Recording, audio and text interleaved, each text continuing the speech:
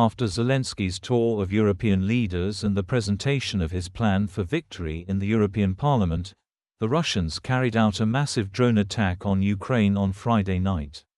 This demonstration was also addressed to Joe Biden, who arrived in Germany on Friday to meet with his European colleagues and discuss the progress of the war in Ukraine. Russia stands its ground. Nothing is over yet, and it will not be over until we say that it is over. Zelensky's hints about creating nuclear weapons could backfire on Ukraine. No one needs another unstable fragment of the Soviet Union, stuffed with nukes. Such behavior is akin to the resentment of a teenager who wants to graduate from university as an external student, but did not get the required scores on the entrance exams. Such a painful reaction could also push allies away from further support for Kyiv, especially since all sorts of Orbáns and Ficos have long been howling that it is time to restore relations with Moscow. Zelensky's despair is understandable. The DPRK has already effectively entered the war, ready to send up to 10,000 organisms to the front. A severe winter is ahead, and the Russians are advancing in several directions. Zelensky calls on his allies to prepare for full-fledged involvement in military action, sending their units to Ukraine. All this is happening at a time when the election race is intensifying in the United States, and candidate Trump acknowledges Ukraine's defeat in this war and blames Zelensky and Biden for this, but not Putin, who attacked. That doesn't mean I don't want to help him, because I feel very sorry for those people. But he should never have allowed this war to start. The war is lost, Trump says, literally reading from the Kremlin's manuals. He can afford it. Trump's rating is higher than ever, and even Kamala Harris's risky interview on Fox News did not change the situation. True, the national rating figures do not always guarantee that this is how the electors will vote, but this is a small consolation for the Democrats.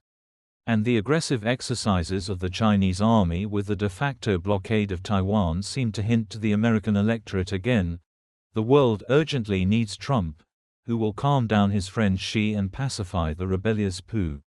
And he will simply give Kim a chocolate bar, and he will calm down himself.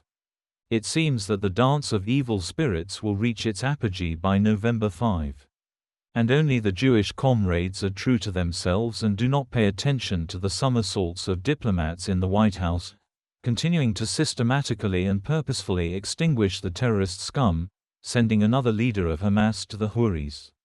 The murder of Yahya Sinwar was the biggest victory for Israel in the war against the Hamas group in the Gaza Strip, but it is too early to talk about the end of the war, experts say. Israeli Prime Minister Netanyahu confirms, "Today we have once again made it clear what happens to those who harm us. Today we have once again shown the world the victory of good over evil. But the war, my dears, is not over yet. It is difficult, and it is costing us dearly. It turns out that only little Israel today is demonstrating to the world steely steadfastness in the matter of how to truly, without compromise and politeness, destroy the enemy. Neither the laced-up Scholz, nor the dashing Macron, nor the judicious Starmer with the decrepit Biden are even close to being capable of this, although it is precisely now that a display of firm will is needed. The outgoing Biden is so concerned about his presidential certificate that he may get a bad grade in history at the very last moment, sending his political legacy to the trash heap.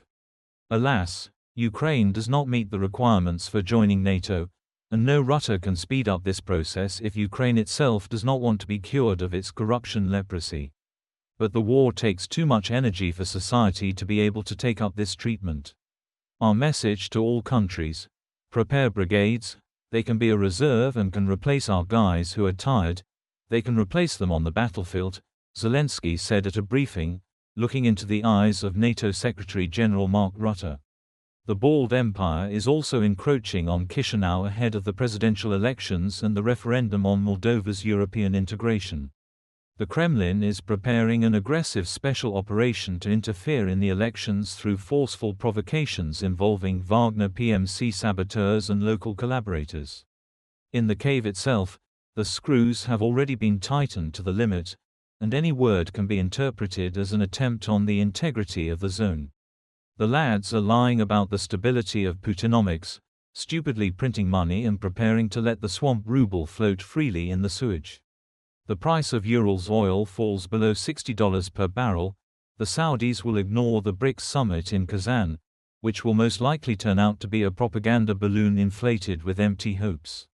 The Kremlin is cutting social and healthcare appropriations to the limit, following the instruction, either we win now, squeezing out the enemy, or we will definitely not need food and health anymore. The crisis of will demonstrated by the collective West only spurs the cave to even greater aggression. And if a strong-willed decision is not made in the next couple of weeks, the war may enter a phase of irreversibility. With all its behavior, the Kremlin declares, West, decide, do you need Ukraine? We are already tired of playing with a knife in the alley. So, are you going to fight or crawl away? And it is waiting for Trump to appear so that he can hand over everything. But the point is that the decision must be made right now, without looking back at any consequences. And it is so hard.